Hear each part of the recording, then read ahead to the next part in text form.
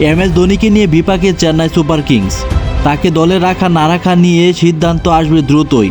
বিসিসিআইয়ের সাথে ফ্র্যাঞ্চাইজি মালিকদের গুরুত্বপূর্ণ বৈঠক বুধবার। গত মৌসুমে সিএসকের অধিনায়ক থেকে সরে যান MS ধোনি। তার পরিবর্তে অধিনায়কের দায়িত্ব পান ঋতুরাজ গাইকোয়াদ। তাই তো গুঞ্জন উঠেছিল বিদায় জানাচ্ছে IPLকে। তবে অধিনায়কের দায়িত্ব ছাড়লেও সিএসকের দলে ছিল নিয়মিত।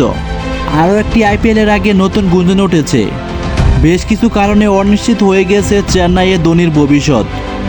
যদিও সমর্থকরা চান ধোনি খেলুক সিএসকের হয়ে, তবে এটি নির্ভর করছে ধোনির ফিটনেসের উপর।